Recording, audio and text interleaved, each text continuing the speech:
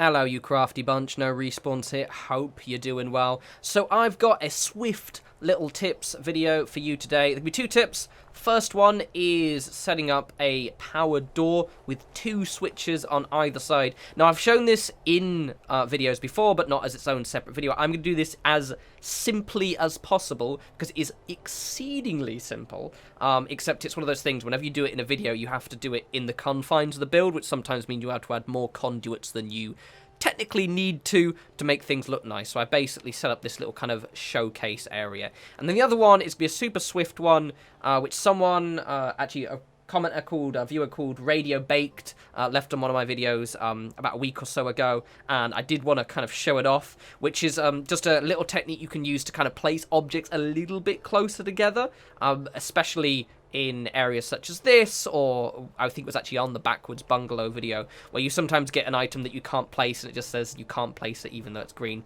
This enables it.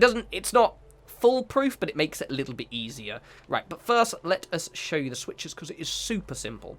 Right, so here's the situation. I want to open that switch, open the door, and then go inside and then close it, right? Or open it and close it from either side. Right, so what you need to do, it's exceedingly simple. You need 2 switches. Now, this is the inside switch. This is the outside switch. That, as you can see, is connected to the door. So what we want to do is we want to power that switch and then connect it to that switch, and then that switch connects to the door. I'm even going to take this cable off so you can see it properly. So what we need to do, I've only used these so I can spread out the cables a little bit. So power source is then going to connect to the outside switch, the inside switch, this one, basically, right? Then that switch is going to go away, and then it's going to connect to the outside switch, and then that switch is going to connect to the door. And then we're going to open it, and that's it. That is literally it. Open. Gorgeous. Now, the way it works is very, very simple. Again, let me just walk through it. Boiling it down to its basic points, power source goes to that switch goes to that switch, and then that switch goes to the door, right? You want the switch connecting to the door to be the last step in the chain, effectively. And it's really, really straightforward. I always have this as the inside switch. The reason being is because the only issue with this is when you turn that switch off, it turns that one off. So effectively, there we go. So when that switch is on and this switch is off, the door's closed. But if you turn this one off, as you can see, when you're going inside your house, it effectively locks it from the inside, which is obviously sometimes not ideal. For example, if someone goes in, they're effectively locking themselves in. However, it's because when in Fallout 4 you had the logic gates, which meant that you could kind of have, and timers as well, so you could have them so it would effectively always be lockable from the outside. Openable from the outside, even if it was locked from the inside. However, we don't have those things in Fallout 76, so you can do that. But it is still handy. Effectively, it's good for you personally, because you'll be going through the front door. Let me just do it again. You'll be going in for the outside. Your door will be closed. You'll be like, right, yeah. Bosh. In I go. Closing my door. Go away, don't like any of you, and no one can come and bother you. So again, power source to the inside switch, then the inside switch connects to the outside switch, and the outside switch connects to the door. And that is literally all it is. Gorgeous. Right, very, very simple. And then you can make the conduits as complex or as simple as you like. Right, so next tip, super handy. It isn't flawless. I've been experimenting around with it a little bit. I think you can put some things close together, but it will help you with situations like this. So I'm trying to place this down, and could not intersect with existing objects. How far can I get that? Nope. Nope. Nope.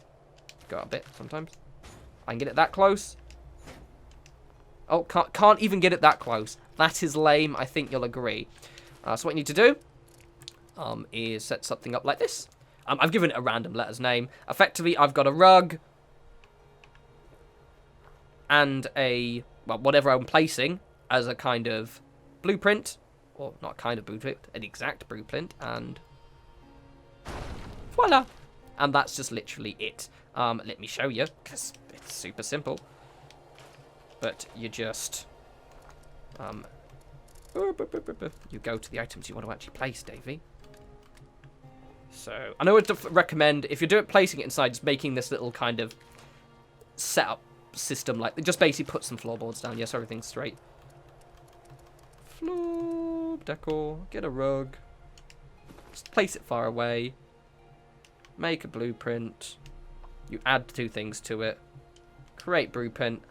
I was trying it with corn as well, it didn't work, so it can't do certain things, but it can just be, it's like doing the kind of the rug glitch that you would the select all glitch, shall we say, is the better way of wording it. And I've got that. I'm going to close these down so I don't use up resources, especially the screws, which I somehow managed to run out of completely. I think I was repairing my armor. So go to the blueprints again. Glorious, glorious, glorious. And we can get that as close as we like. Still, it's not perfect, but effectively it allows you to place it wherever it would normally go green. That's a better way of looking at it. So in those instances where it's green but you still can't place it, this enables you to place it. And also mean it won't snap onto the roof. Yeah, super handy. It is quite situational. I find in, obviously, buildings like this, it's kind of essential. But also, for example, if you're having quite a lot of sloped roofs and ceilings, I've noticed that's always an issue. You know, I like to have my kind of houses with lots of weird and wonderful shapes. That tends to be an absolute godsend. And again, it wasn't me, that one. That was from a viewer called Radio Bake. So high five to Radio Bake. I did say I'd put it in a video because it is just such a... It's one of those useful little tips that I think is going to get a lot of use. There's probably a lot more utility in there that I'm even explaining right now. They did even mention that it's sometimes handy for packing food next to each other. I think certain ones, corn is... I tried it with corn and it wouldn't work at all.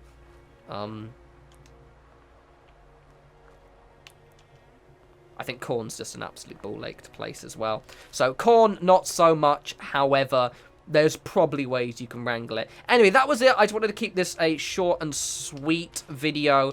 It's actually my holiday. I booked off 2 extra days. I booked off a long weekend basically, and I've been really lazy playing The Evil Within. And I am actually, the next video will, if not the next one, maybe the next one afterwards. But soon there will be the painting video that I promised for the Raider from the Wasteland Warfare set. It's meant to be set up, but I ordered a load of new brushes for it. And I was going to sit down and paint it today, and then realised I don't actually have any surface area stuff. I usually put card down, so it makes for a nice surface, and I ran out. So I need to go buy some, and it's a Sunday, so I have to do it tomorrow. But that will be up soon, if not after the next kind of Let's Play gameplay video, which will be on Remnant, the final video, because I'm nearly to the end of that game, and I wanted to squeeze in one more. But until the next video, you guys enjoy the rest of your week. As always, follow me on Twitter at norespawns. I will have more build videos up as per. I just wanted to get this tips one in because it's short and sweet. And yeah, you guys enjoy the rest of your week. You take care.